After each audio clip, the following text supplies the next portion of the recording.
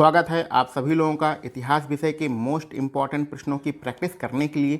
पिछले लेक्चर में हम लोगों ने जहां पर अपने प्रश्नों को ख़त्म किया था, आज उसी के आगे स्टार्ट करते हैं। तो चलिए देखते हैं आज का अपना पहला प्रश्न। तो भारत में पहले पुर्तगाली गवर्नर कौन था? तो भारत में पहला पुर्तगाली गवर्नर फ्रांसिस्को डी अल्मीडा था और ये कब बनाए गए? 1505 में। तो 1505 फ्रांसिस्को डी अल्मीडा पहले पुर्तगाली गवर्नर भारत में थे। आगे बढ़ते हैं।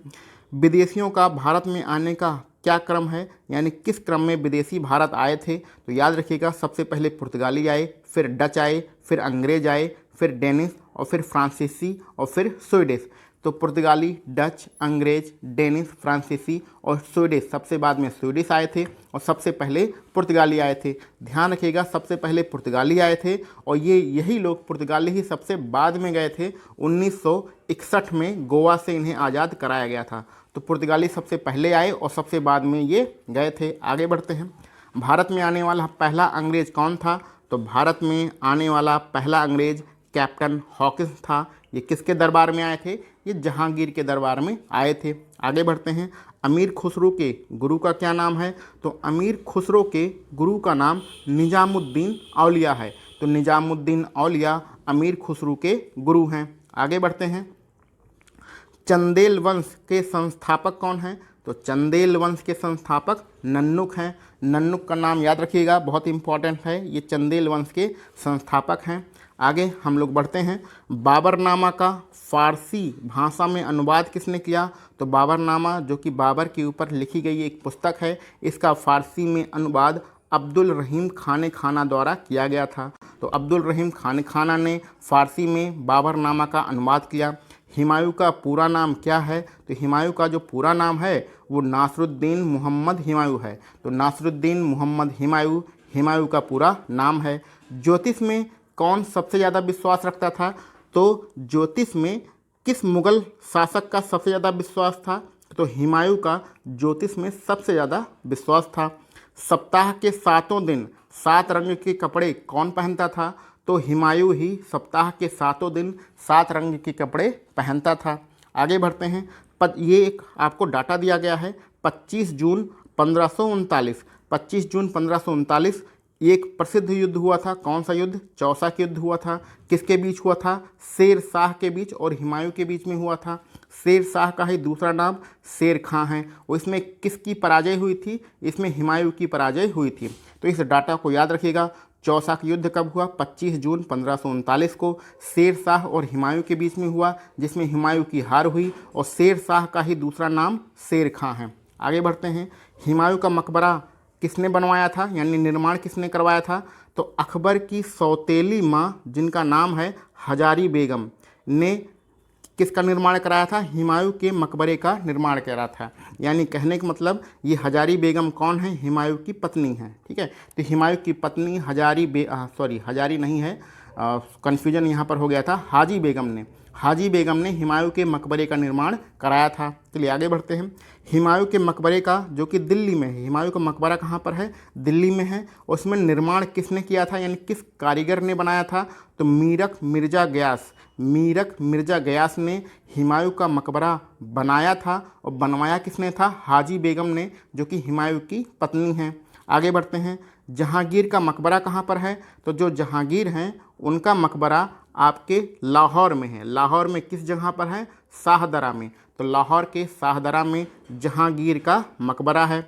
जहांगीर के बचपन का क्या नाम है? तो जहांगीर के बचपन का नाम सलीम है। मुगले आजम, आप लोगों ने फिल्म देखी होगी, नहीं देखी होगी तो देख लीजिएगा। उसमें अकबर और सलीम के बारे में बहुत अच्छी तरीके से बताया गया है। न्याय की जंजीर किसने लगाई थी? तो न्याय की जंजीर इसी जहांगीर ने ही लगवाई थी। आगे बढ़ते हैं। मयूर सिंहासन में कौन सा हीरा लगा था? तो मयूर सिंहासन, जो कि बहुत ही प्रसिद्ध सिंहासन है मुगल वंश का, उस पर कोहिनूर हीरा लगा हुआ था। मयूर सिंहासन पर बैठने वाला अंतिम मुगल शासक कौन है? तो मयूर सिंहासन पर बैठने वाला अंतिम मुगल शासक मुहम्मद शाह हैं। ये सारे वन लाइनर प्रश्न हैं जो आपकी परीक्षाओं में बार बार पूछे जाते हैं। इस वीडियो को आप ध्यान से सुनते रहिए और देखते रहिए, सब कुछ आपको तैयार हो जाएगा। आगे बढ़ते हैं। मयूर सिंहासन को किसने बनाया था? तो मयूर सिंहासन को बे बादल खां ने बनाया था। तो बे बादल खां ने इसी मयूर सिंहासन को बनाया था जिसमें कोहिनूर हीरा लगा हुआ था। आगे बढ़ते हैं, ये बहुत ही प्रसिद्ध प्रश्न है, इम्पॉर्टेंट है। लौह और रक्त की नीति किसने अपनाई थी? तो लौह और रक्त की नीति बलबन ने ही अपनाई थी। बलबन का पूरा नाम क्या है? गयासुद्दीन बलबन, ये बलबन का पूरा नाम है। आगे बढ़ते हैं, अमीर खुसरो किसके दरबारी कवि थे? तो अमीर खुसरो इसी बलबन के ही दरबारी कवि थे। बलबन का वास्तविक नाम क्या है? तो बलबन का जो वास्तविक नाम है वो बहाउद्दीन है। बहाउद्दीन बलबन का वास्तविक नाम है। आगे बढ़ते हैं, राजस्व सिद्धांत का पहला संस्थापक कौन है? तो अपने राज्य में सबसे पहले राजस्व सिद्धांत किसने अपनाया था? वो इसी बलबन ने ही अपनाया था।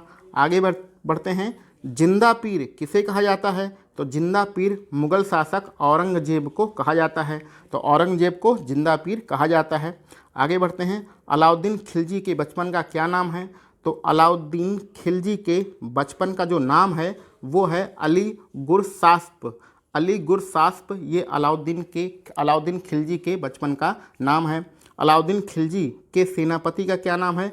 तो अलाउद्दीन खिलजी के सेनापति का नाम मलिक काफूर है। तो मलिक काफूर और अलाउद्दीन खिलजी के बारे में आपने पद्मावत पिक्चर में बहुत अच्छी तरीके से देखा होगा और समझा होगा। आगे बढ़ते हैं, मुगल वंश का वह शासक जिसका 2 बार राज्याभिषेक हुआ है। तो ये बहुत ही इम्पॉर्टेंट डाटा है आपके लिए कि मुगल वंश का एक शासक था औरंगजेब, इसका 2 बार राज्याभिषेक हुआ था, एक बार आगरा में और एक बार दिल्ली में। आगे बढ़ते हैं, पुरंदर की संधि कब हुई? तो पुरंदर की संधि 1665 में हुई थी। और किसके बीच में हुई थी? पुरंदर की संधि शिवाजी के बीच में हुई थी और जयसिंह के बीच में हुई थी। ये जयसिंह किसके सेनापति थे? जयसिंह औरंगजेब के सेनापति थे। तो पुरंदर की संधि याद रखिएगा 1665 किसके बीच? शिवाजी और जयसिंह के बीच में। जयसिंह किसके सेनापति थे? औरंगजेब के सेनापति थे। औरंगजेब को कहाँ दफनाया गया था? तो औरंगजेब को दौलताबाद में दफनाया गया था। तो दौलताबाद का नाम याद रखिएगा, औरंगजेब को इसी दौलताबाद में दफनाया गया था। आगे बढ़ते हैं, प्रथम मुस्लिम महिला शासिका कौन है? तो प्रथम मुस्लिम महिला शासिका रजिया सुल्तान है। इसका नाम तो आप लोग बचपन से ही पढ़ते आ रहे होंगे। सबसे पहले ब्राह्मणों पर जजिया कर किसने लगाया था? तो सबसे पहले ब्राह्मणों पर जजिया कर फिरोज शाह तुगलक ने लगाया था। 1000 दीनारी किसका नाम है? तो 1000 दीनारी इसी मलिक काफूर का ही नाम है जो कि अलाउद्दीन खिलजी का सेनापति था। तो अलाउद्दीन खिलजी का सेनापति मलिक काफूर को ही 1000 दीनारी कहते हैं। क्यों कहते हैं? क्योंकि इसे 1000 दीनार में खरीदा गया था, ये एक गुलाम था। आगे बढ़ते हैं, गुलाम वंश का अंतिम शासक कौन है? तो गुलाम वंश का अंतिम शासक शमसुद्दीन क्यूमर्स है। तो शमसुद्दीन क्यूमर्स यह गुलाम वंश का अंतिम शासक है। आगे बढ़ते हैं, शेर शाह का मूल नाम क्या है? तो मूल का मतलब होता है बचपन। तो शेर शाह के बचपन का नाम फरीद खां है। फरीद खां से इसका नाम शेर खां हुआ और शेर खां से इसका नाम शेर शाह बना। तो 3 इसके नाम परिवर्तित हुए थे।